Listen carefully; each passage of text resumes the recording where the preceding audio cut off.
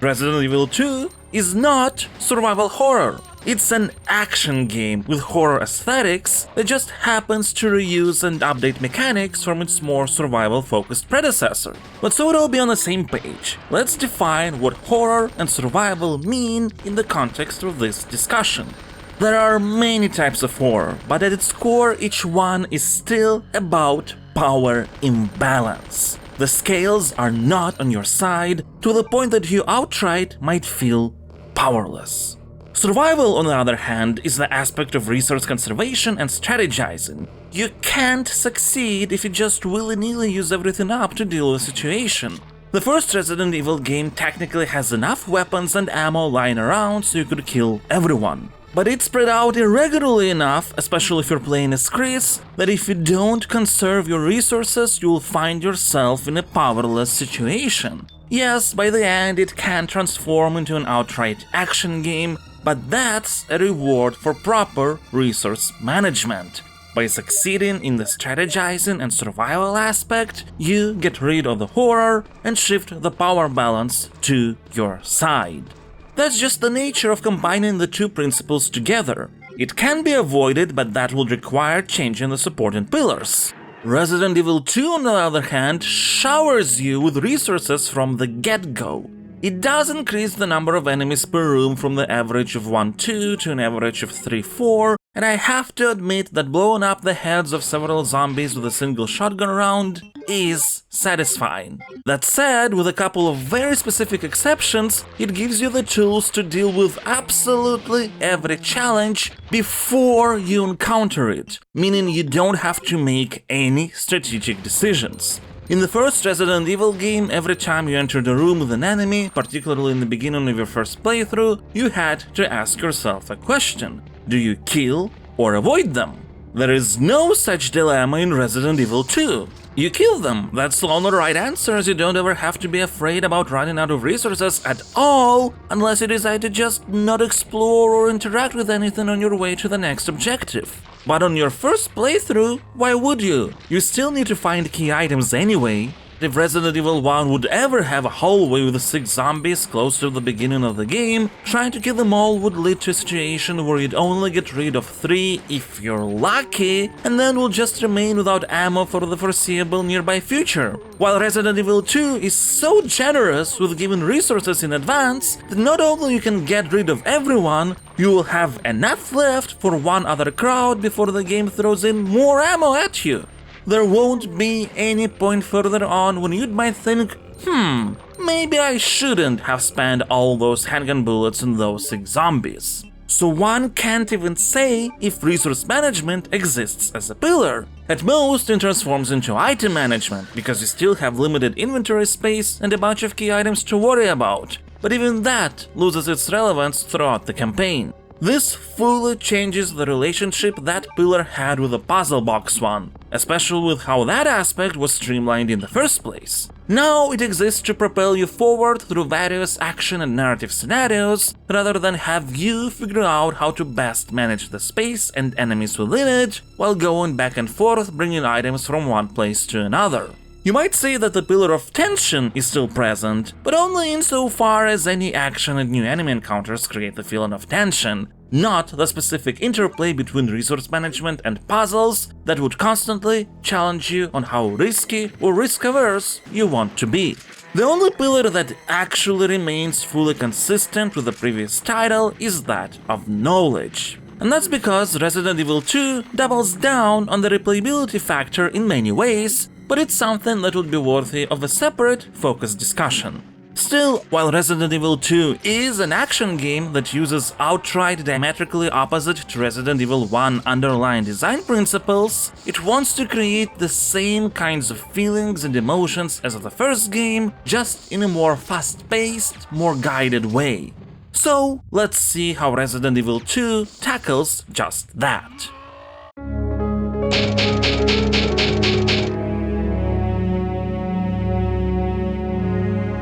Resident Evil 2 is all about setting up and keeping momentum.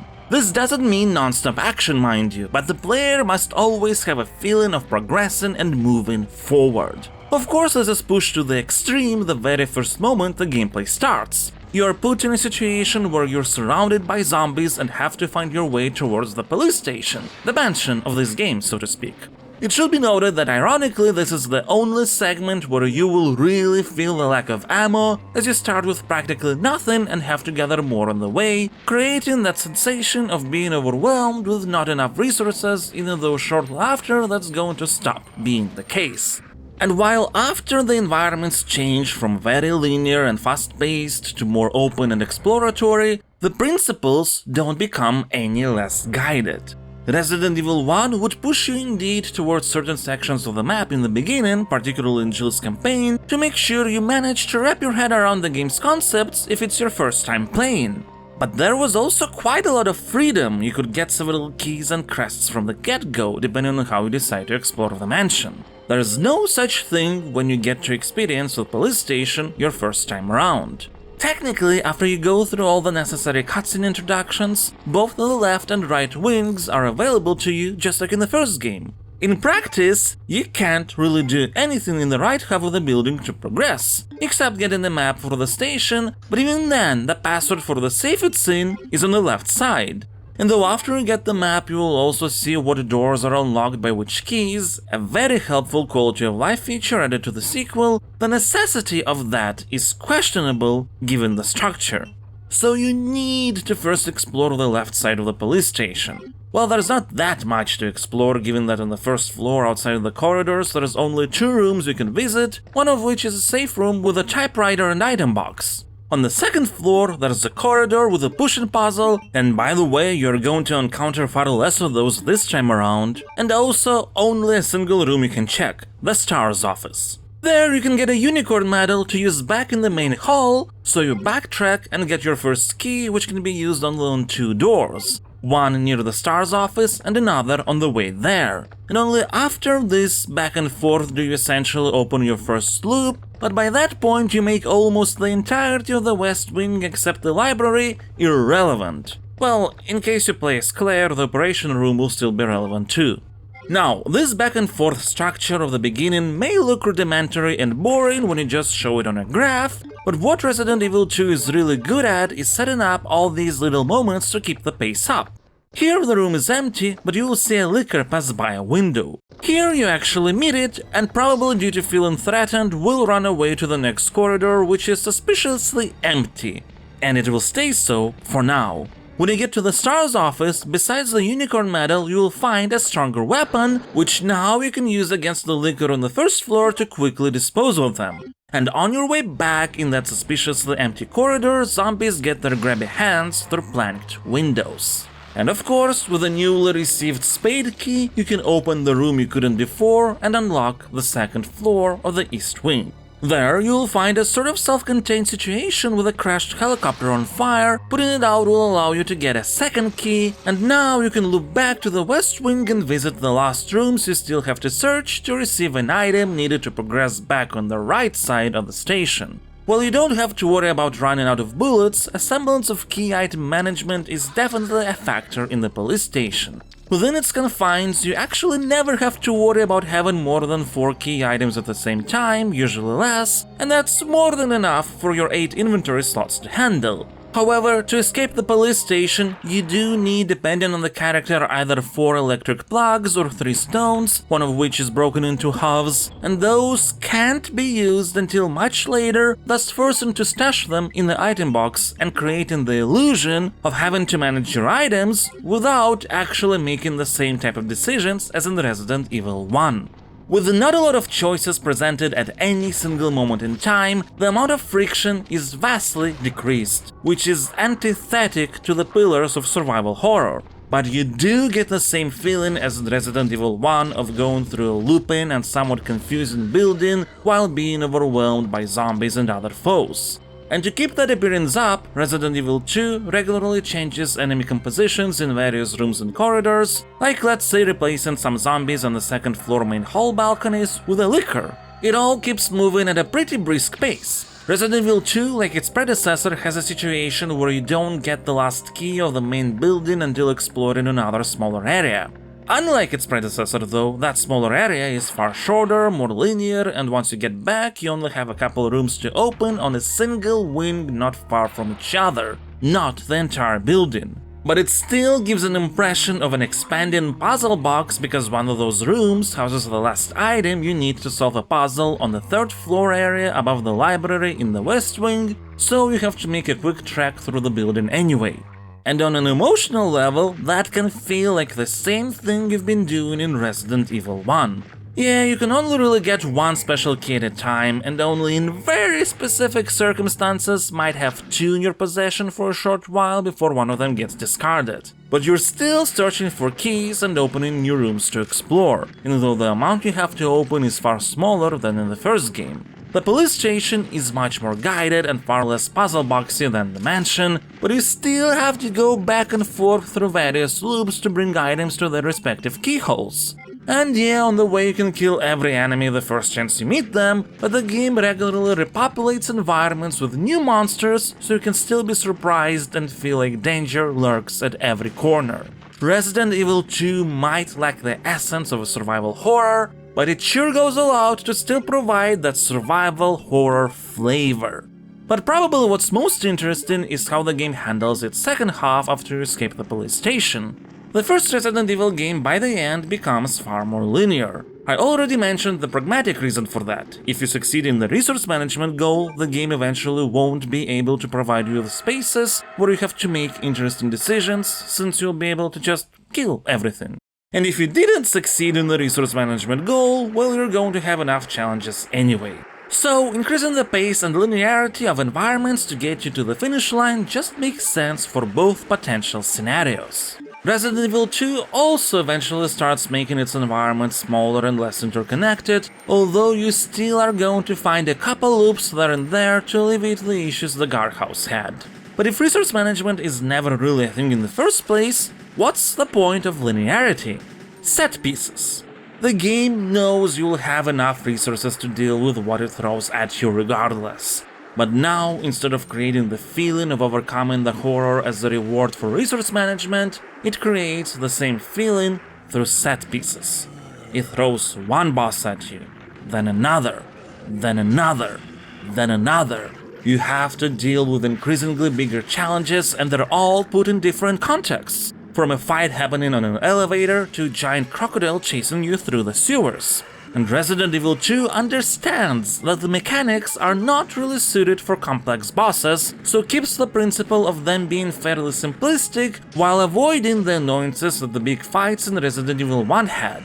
So what it also does is make sure every boss has a weakness, either a type of weapon they're susceptible to, or an action that you can do to kill them instantly. While you're not starved for resources, should you figure out it's best to use a certain weapon or ammo type, you once again simulate the feeling from Resident Evil 1 of being strategic, even though there you actually have to very actively preserve something for particular situations. There's one aspect that all these scenarios have in common though: variety. Even in the police station, Resident Evil 2 tries to ensure there is enough variety of situations as it guides you through the large interconnected space, but once you get out of it into even more controlled environments, it's really focused on making sure you don't get stuck on any single thing for too long. I'd even go as far as say that variety is really what makes Resident Evil 2 tick on a moment-to-moment basis. Let's be absolutely fair. Even though monsters like zombies have a wider range of behavior, like potentially crawling towards you after being brought down, the enemy design is still pretty basic for an action game, as are the mechanics. You just stand and shoot, occasionally reposition yourself. So on a moment-to-moment level, Resident Evil 2 lives by constantly changing the context of the situations you're in. And on a global level, it handles the topic of variety through character choices and A/B scenarios.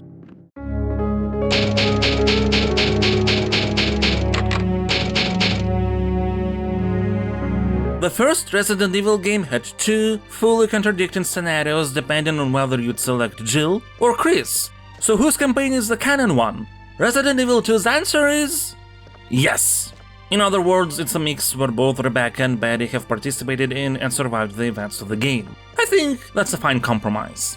Besides, it's not like Resident Evil 2 is a game that should care about canon, since it's going to make things much more complicated, in a more interesting way. In Resident Evil 2, you have a choice between the rookie cop Leon Kennedy or Chris's sister Claire Redfield. This time, the choice doesn't really affect difficulty, while in Resident Evil 1 you could definitely say choosing Chris would be objectively more challenging than choosing Jill. Both Leon and Claire start with 8 inventory slots. Both Leon and Claire have a unique, permanent item that loses its relevance after the police station.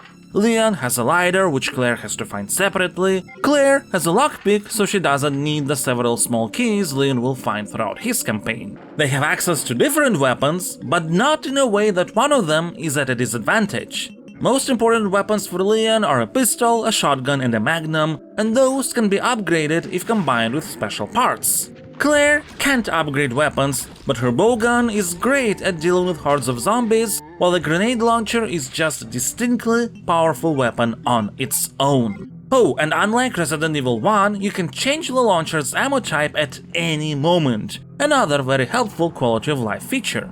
Other than that, in terms of gameplay, both characters are pretty much the same and have access to all the improvements the game introduces. Health is now shown visually. When it goes below the fine condition, the running animation changes, while when it's very low, the characters actually start limping. Far more comfortable indicators than constantly checking menus.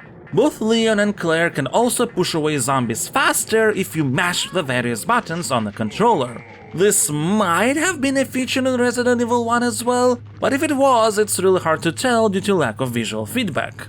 Regardless, this means that globally speaking, there is not going to be that much of a difference who you play as in terms of core mechanics.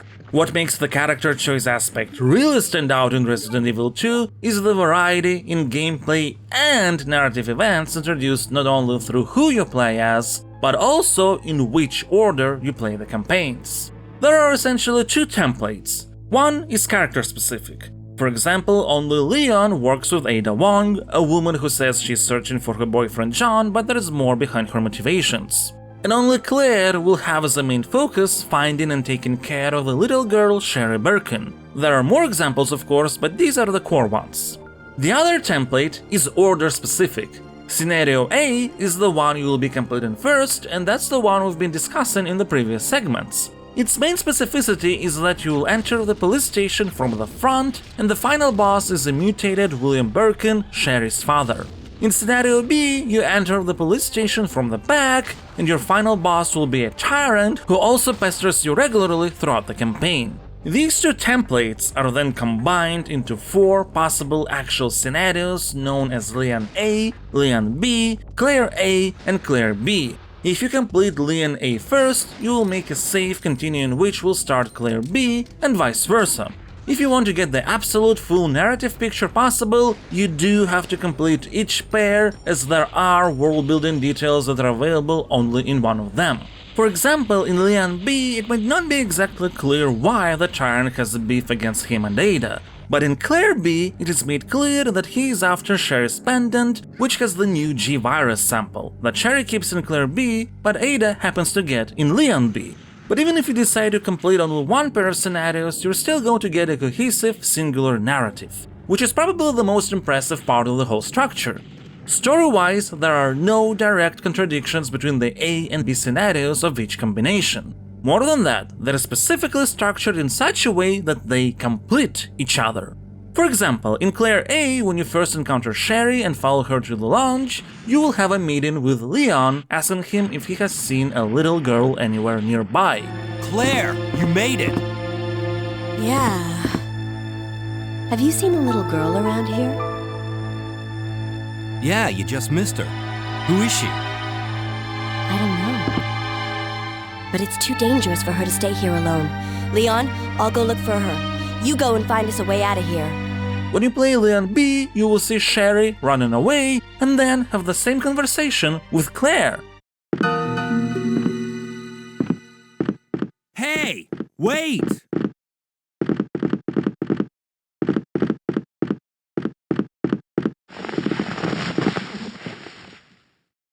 However, this won't happen at all if you play through Leon A, as there Leon meets Claire in the STARS office, And that's where the meeting will also happen in Claire B. The launch segment is absent. As amazing as this is though, there is a certain sense of disappointment whenever you go through a B scenario, since from a gameplay perspective, things are not as well connected. Except sometimes they are. It's conflicted, that's the problem. And it would have been absolutely fine if contradictions would concern the more minute details like ammo placements and reappearing enemies. It's a zombie outbreak, those are easily reconciled in one's mind.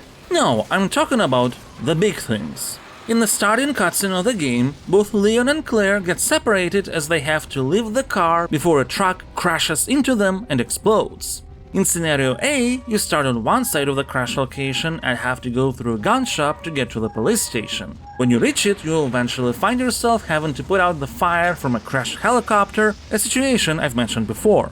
Now, in scenario B, you will start from the other side of the crash location, going through streets and environments you never saw in scenario A. This feels awesome. And then when you get to the police station rooftop, you actually see the helicopter crashing. It's unbelievable just how strong this starting sequence is for the feeling of immersion. It's also unbelievable how quickly this feeling deflates when your next objective is to put out the fire from the helicopter. Oh, that's disappointing, considering that Resident Evil 2 actively contextualizes Scenario B as what the other character was doing during Scenario A. But you'll have to redo just a lot of puzzles pretty much exactly the same way. And honestly, it really wouldn't have been a problem if a bunch of them were cut. Do we really need both Sherry and Ada to push the same 3 boxes into place? In fact, some of the puzzles are cut. There are doors that are locked in Scenario A but are already unlocked in Scenario B. Some locations in Scenario B are unreachable until certain narrative triggers when the character from Scenario A opens the path. Do you read me, Claire? We now have access to the back of the parking lot. Got it. I'm getting out of here and heading to the sewer. Can you meet me there? I'm on my way. Do you read me, Claire? We now have access to the back of the parking lot. Got it. I'm getting out of here and heading to the sewer. Can you meet me there? I'm on my way. More than that, there's a number of gameplay choices that actually transfer from one scenario to another. Only 9, and with most of those you'd be forgiven to not realize it was a choice in the first place. But there is one really meaningful instance. A special locker housing a side pack which increases inventory limit from 8 slots to 10, as well as a submachine gun, one of the few weapons in the game that uses up 2 item slots. Whatever character A takes from the locker will be unavailable for character B, and the game makes that quite clear, which leads to a very memorable choice. But there's just not enough of them amidst all the inconsistencies. And while those are disappointing, ultimately the shared narrative prevents the immersion from falling apart. More than that, the only way to see the true ending for a particular pair of campaigns is to complete both scenarios A and B. And I know, coming from Resident Evil 1, the prospect of experiencing repeatedly different variation of the game's story might feel questionable, but it's actually really good.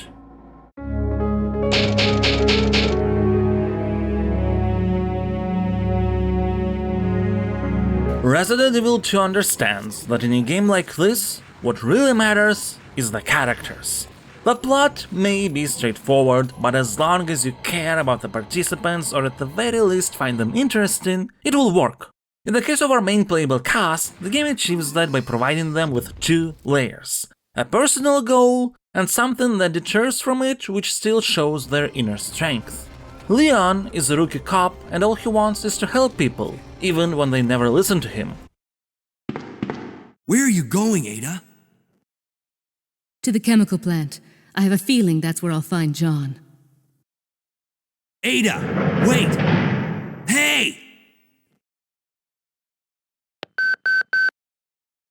Leon, are you still there? We're leaving.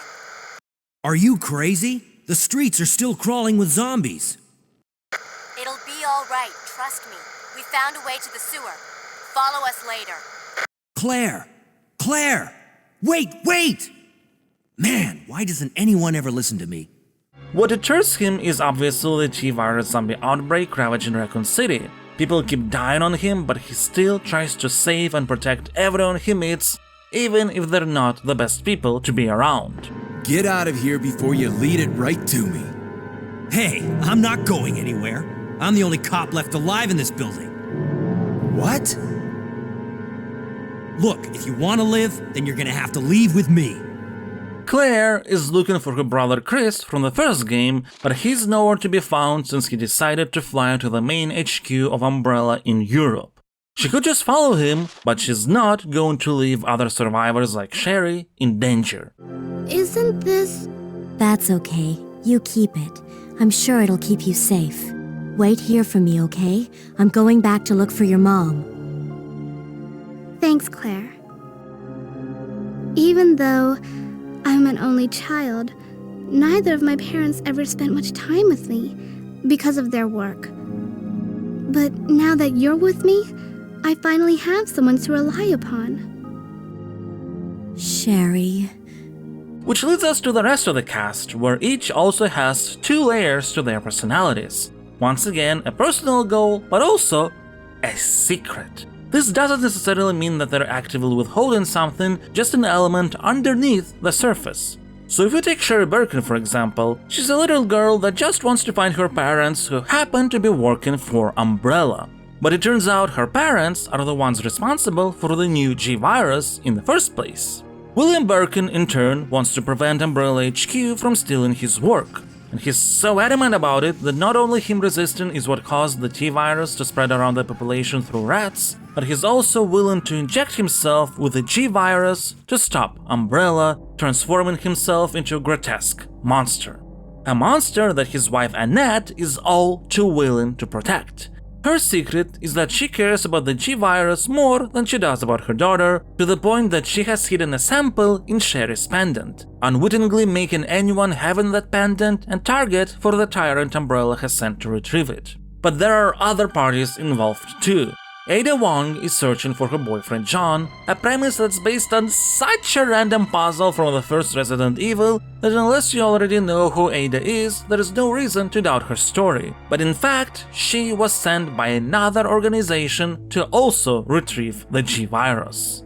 You can see how another overarching layer appears. Everyone seems to be somehow connected to the G-virus one way or another. Even the police chief Irons, who is...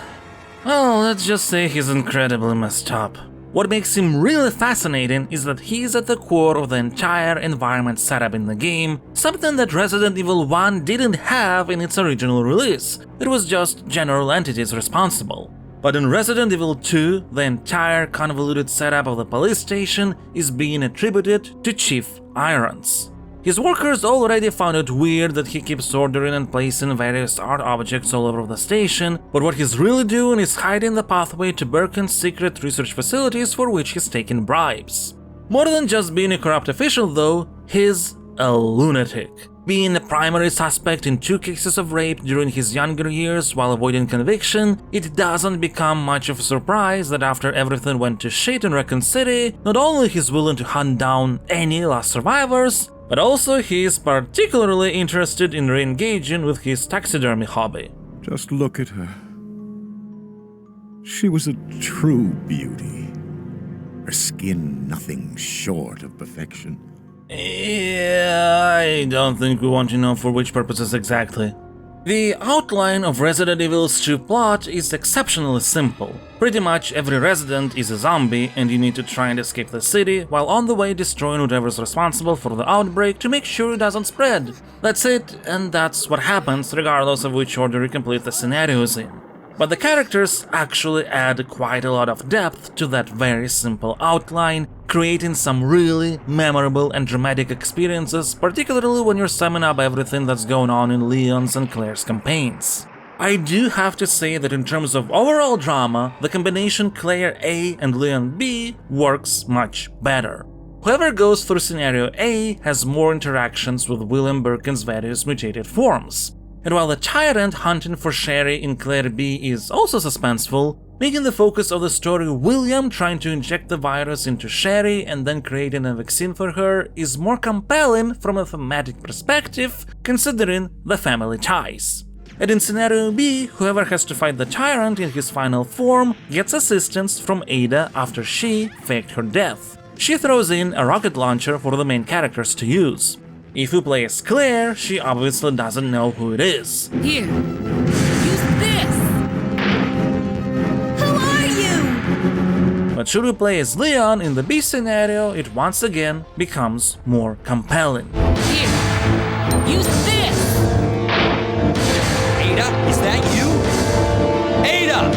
And don't get me wrong, there is actual engaging drama in the other pair of campaigns as well. For example, only in Claire B will Sherry have a final conversation with the mortally wounded Annette. Mom! Mom! Sherry, you have to escape. I know I've been a terrible mother, but I still love you. Forgive me.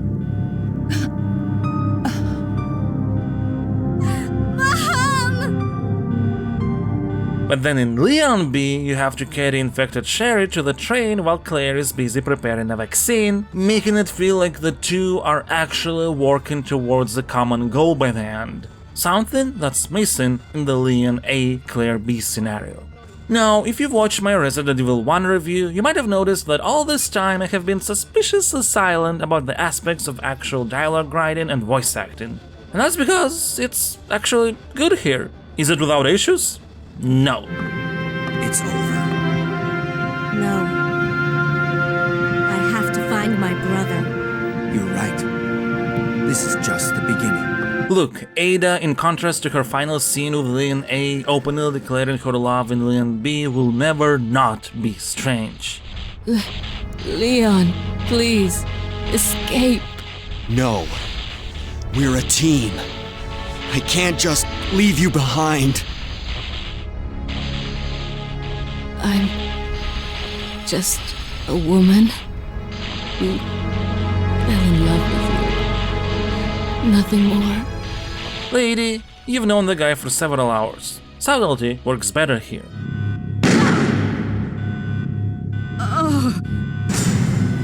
Ada!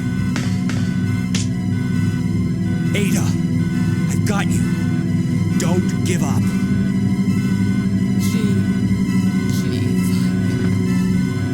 Leon, it's over.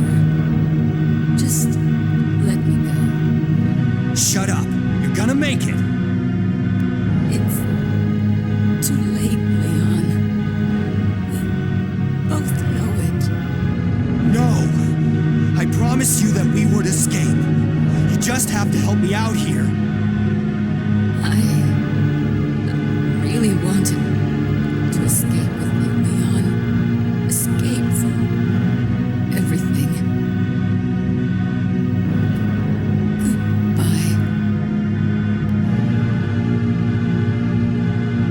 Ada! And while there is a lot of dialogues that are actually well acted, Resident Evil 2 is not without its share of weird or clunky stuff. Annette! Where's Sherry? But I asked her, and she's never even heard of the G-Virus before. Which room? Tell me. But even with these issues, this time the implementation of plot and narrative is actually in line with the gameplay aspirations that in the case of Resident Evil 2 are inspired by blockbusters. It's not something you have to laugh at to accept. It's actually something that works and makes the process of replaying every scenario combination more engaging. Though in that regard we also should discuss the questions of extras that Resident Evil 2 also doubles down on in comparison to the original title, and while we're at it, might look at some port differences.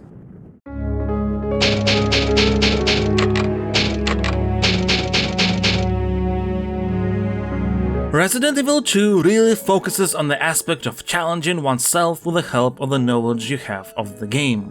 Like in the first title, there's a timer which tracks how long it takes you to complete a campaign, but now it's only a part of your overall ranking, which is also defined by how many first aid sprays you've used, herbs don't affect the scoring, and how many saves you have.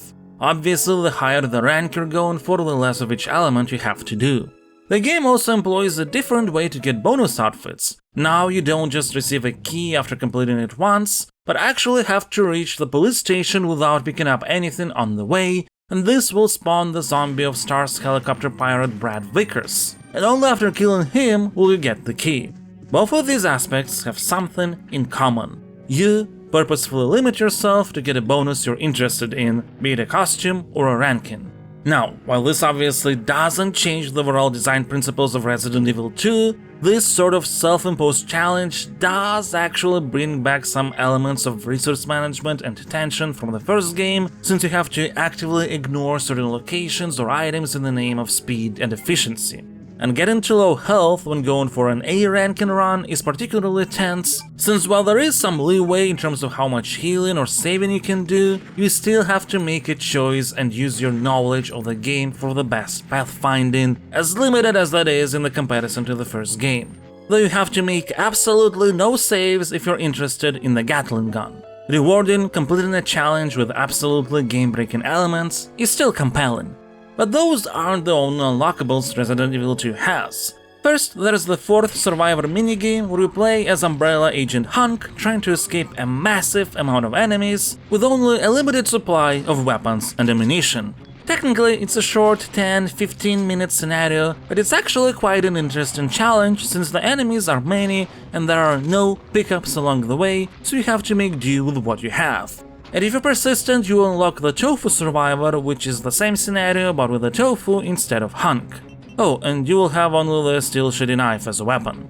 Subsequent releases have introduced new extras. One of them is Extreme Battle. It's okay, I guess. Playing as Leon, Claire, Ada or Chris, you have to go through the game's areas backwards and find special bomb items in the police station. There's some degree of randomization involved on higher difficulty levels, but honestly, I found this mode more annoying than interesting. Extreme Battle is not present on the Nintendo 64 port, but what that version does have is a mode that randomizes item placement, which is the closest thing Resident Evil 2 has to advanced mode from the first game. While it can bring variety for the experienced players, I do think something like the advanced mode where item changes are more purposeful would be a more elegant alternative. The Nintendo 64 port is interesting for multiple other reasons though. I mean, first would be of course the technical one. There has been a lot of tricks used to fit all the content onto a single cartridge without cutting anything from the core campaigns. In fact, there are some extra lore files added to create new ties with Resident Evil 3, as well as the still in development back then Resident Evil 0. But what the Resident Evil 2 for Nintendo 64 also has is an additional alternative movement method based on the camera direction and not character facing. While it does make some aspects of the game like avoiding enemies easier since the zombies are not designed with such a control method in mind, it also is a living example of the problems I've mentioned in my Resident Evil 1 review this control method would entail. The need to constantly recontextualize directions, which ironically adds quite a bit of friction. You can see how practically every screen change Leon does a twirl of some sort, as even I, who have played through the game multiple times before trying out this control method, still need to contend with constantly readjusting what forward means. So to be absolutely honest, I would still recommend the tank control method for the game. While there were also releases of Resident Evil 2 on Dreamcast, PC and GameCube, any changes present are really negligible and they still provide the same core experience. So let's rank it all with my Stasocritic scoring system.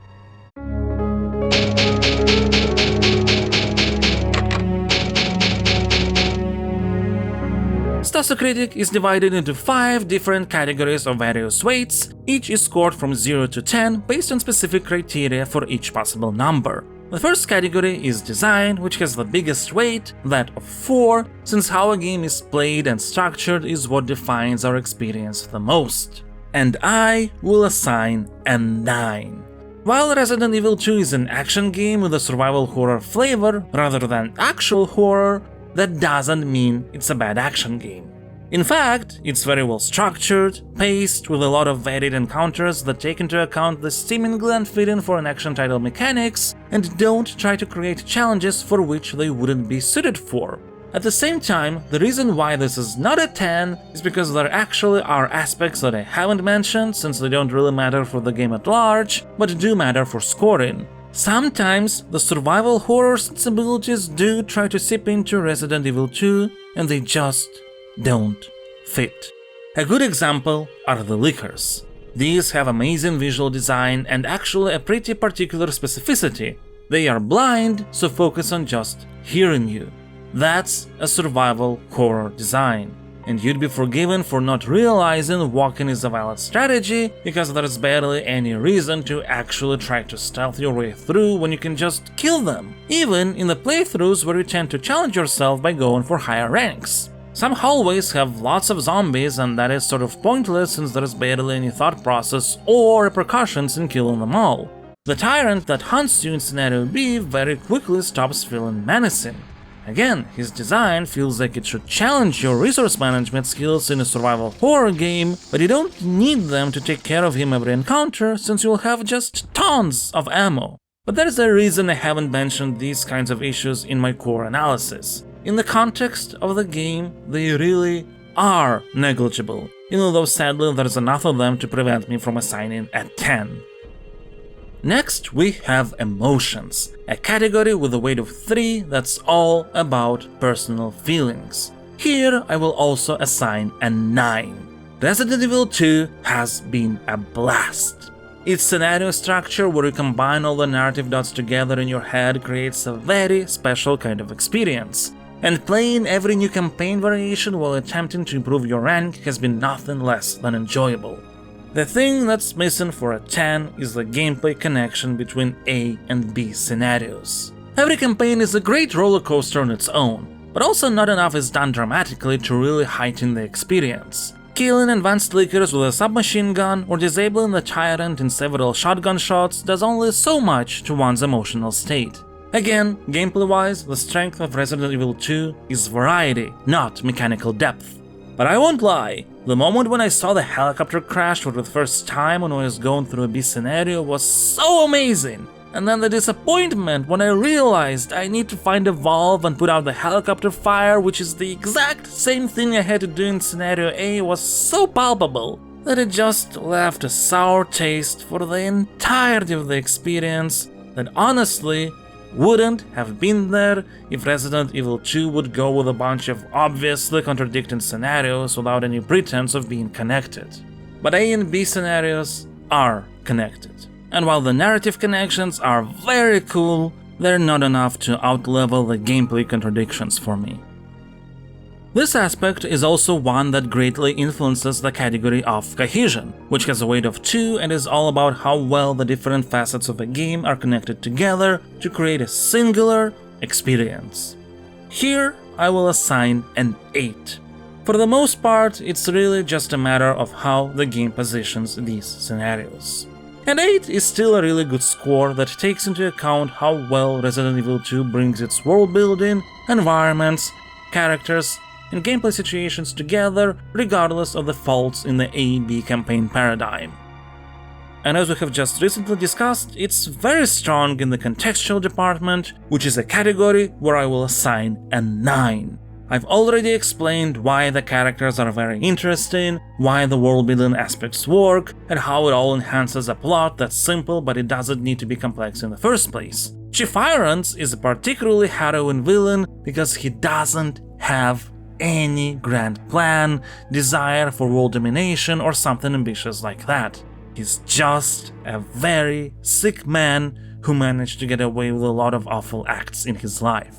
And there's definitely something really scary about that. The reason why I don't feel comfortable assigning a 10 is the writing. Obviously, it's effective enough for memorable characterization, but also it's still clunky enough throughout a big chunk of the experience that you often sort of go, yeah, okay, I guess. Similar arguments can be applied in relation to aesthetics, a category where I will also assign a 9. I mean, you've seen the footage yourself. The pre-rendered environments are very detailed, characters have striking designs, and music is very atmospheric and effective, particularly the safe room piece, which is probably my favorite track from the game.